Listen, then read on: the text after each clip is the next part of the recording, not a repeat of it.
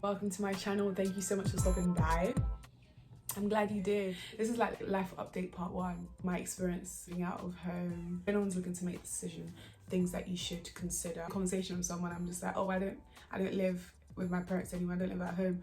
They're just like, oh my god, you don't live at home? How are you finding it? I'm just like, it's a 10 out of 10. I will definitely recommend for me. So I'm flat sharing an app called Spare Rooms. I was on Spare Rooms for about June. Just looking back, I'll toy around with the idea and then I wouldn't. Guys, the journey. The journey of me moving. Those who know, and they're probably watching this thinking, damn, that was a journey. Nah, guys, it was serious. As in, it was tug of war. Ha! I sat down the other day and I just thought, wow, it's still like a dream. You know, reasons, one of my main reasons of why I chose to move is because I was going through a tough transition, and I might share that later in life update part 2. Going through a tough transition, and I just felt like me being on my own would be the best thing. Go through the transition properly to really know like my thoughts, my feelings, my own perspectives, not clouded by the judgment of others or clouded by the advice of others. I wanted to be in my own space. In your own space allows you to kind of filter, so you listen, but then you're allowed to now go back into your own space, into your own retreat, filter through and really find out what sounds true to you. So we here, girl, we here. I've always felt it's so important before I get married, get some time to yourself, even if it's 6 months. Figure out how you like your space. Listen, I never knew how particular I was about things in my own space like I am now. I can easily see why now, you know, husbands and wives butt heads in like the early stages of their marriage. One of the main things people argue about is space, the house, cleanliness. Listen, I'm on my own now. You can see how easily those things could become a conversation. Yes, because I will lose a hair or two if I put keys somewhere, or if I put something somewhere, I come back and it's just like, it's not there. Okay, so what's going on? I think I actually have OCD, guys. I think I have it, and I have it strong. I think I have it because I just really like cleanliness and tidy areas and stuff, but it's just things like this that you never realize. You know, you kind of just move on and live with another human being, and then you start finding these things out about yourself. You're finding it out with another person who in some cases finding those things out about themselves. If things are messy in my room, because they do get messy, let's be frank, if things are messy in my room, my mind is probably in a deep place doing some deep thinking or just not in the mood, and you will see it in a reflection of my surroundings. Budgeting is not fun. I mean, budgeting is not fun, but I think when you're home, there's still like a safe of, yeah, maybe I can put extra 50 there, you know, from that place, and an extra 20 there from that place. When you live on your own, and I'm still struggling. I'm struggling because maybe I get to the petrol station and I realize £20 is not enough, and I take an extra £10, but the extra £10 was from a budget of something else. I have my Monza app, I have my Excel sheet, and I have my discipline that I'm currently trying to still work on in order to be able to stick to my budget. Loneliness is real in the cold months. We're in the months where they get darker after 4 p.m. and we're also in a second lockdown. I remember the first weekend here, I said to myself, I don't think I could do this. Why did I make this decision? That was a conversation that was going on in my head. Like, I remember when my mum and my brother dropped me and everyone was going home and I was saying bye. For a split second, guys, I'm not lying to you, for a split second, there was a voice in my head saying, no, come back. We're gonna go back home together. It reminded me of in uni, lived out of home as well. But there's a difference between living out of home when you're 18 and living out of home when you're 26. You know, when you're a bit more self-aware, you know, when you have more responsibilities, when you have more to think about. It's just different. You go shopping on your own. I'm a person who I've always been surrounded with people, always from birth. So being the age I am at now, and I get to have my own space, make my own decisions, I'm not accountable to anybody but myself. Oh my god, I am loving it. God, I got the lead. Say God, no ungodly. Oluwa ain't comforting me. When these people they come body me. When I thank God, I got the lead. Say God, no ungodly. Oluwa ain't comforting me. When these people they come body me. It's why I die sometimes. Saying is, you will find times like that, but don't think you're the only one. Don't think you're strange. Don't think it's something that you can't overcome. It just takes time. It takes a bit of adjustment, especially if you come from a background like mine. You will have to adjust, and you have to allow yourself, you know, to go through the process of adjusting before you start your search. Like, before you start your search, how much have you saved? That is a question. This year, I was able to save very, very, very well. Able to save and clear my credit cards this year, 2020. Obviously, Corona, you know, the good sides, the positives of Corona, it really helps. I was saving towards something else as well, but, you know, plans change, life happens. It's not a decision that you think, okay, yeah, I need to do so, I'm gonna rush out and do it.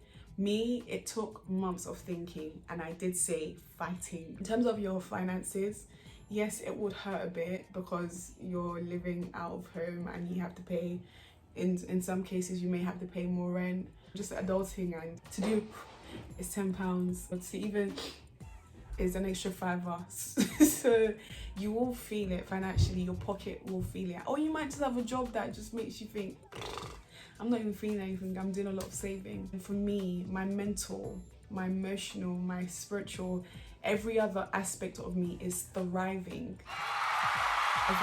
I am thriving.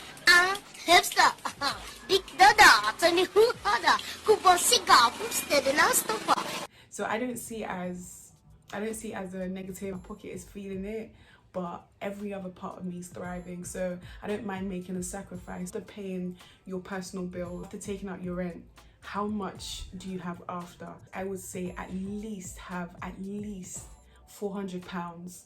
After you've paid your bills, after you've paid your rent, at least £400 to £500 that you know that you can manage. Make sure you go there in the night.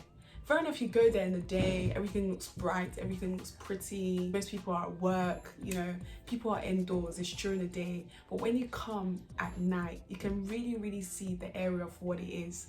There'll be more people out, you know, just check what the nightlife is like around that area. Also have a checklist of what you need. So as you're searching, I think this is one thing to add to your search. Do you want to move to somewhere that's furnished? Do you want to move to somewhere that's not furnished? So you check the contracts, make sure you read thoroughly what are the dates, any discrepancies. Ask questions. Don't ever feel like, oh, this is a dumb question. You're in one of the latter stages of your moving.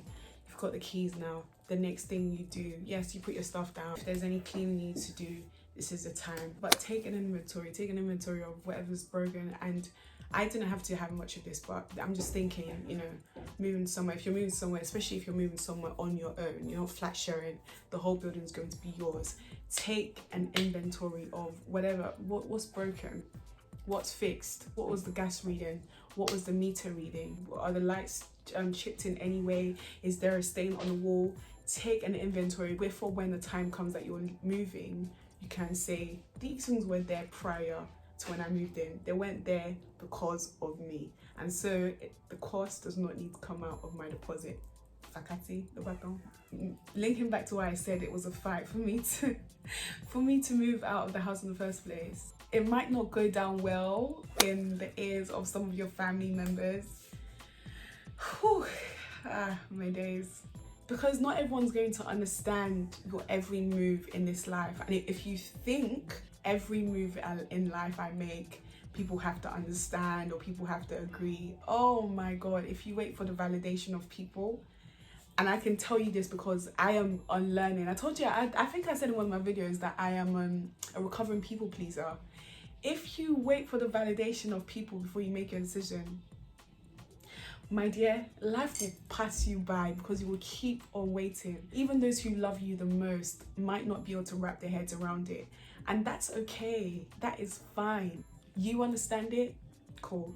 You've prayed about it. It seems cool for you. And the thing is, sometimes we hide behind the, oh, I've prayed about it and I'm waiting for an answer. It got to a point where I had to understand, I had to realize when we wait, we're waiting to hear an answer. Sometimes the answer don't come till you move, and then you kind of realize along the way, okay, this was a good decision, or okay, maybe this wasn't a great decision. We're gonna go back to the drawing board and start all over again, and that's okay. It may cause a bit of turbulence at home. Me, the turbulence was strong.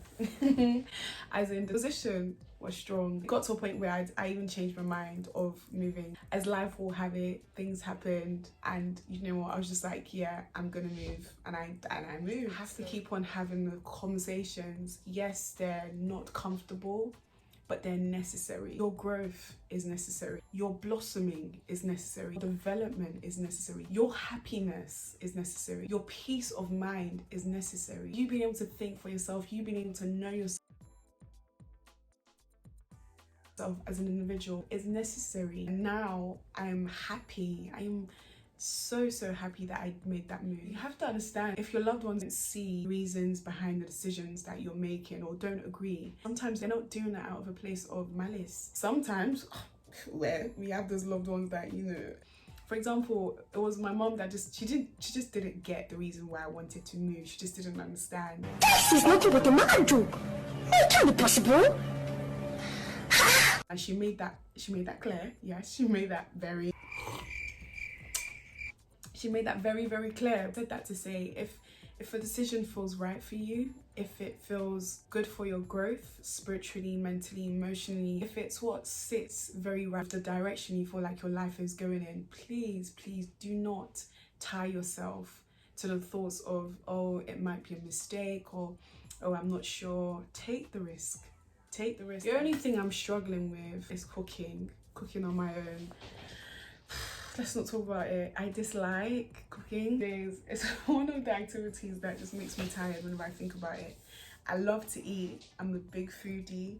But in order to stand in front of that stove and be cooking and be mixing, and for it to even sometimes not turn out right. So now you've done the move. Now you're getting on with your life. Yes, you're bossing it.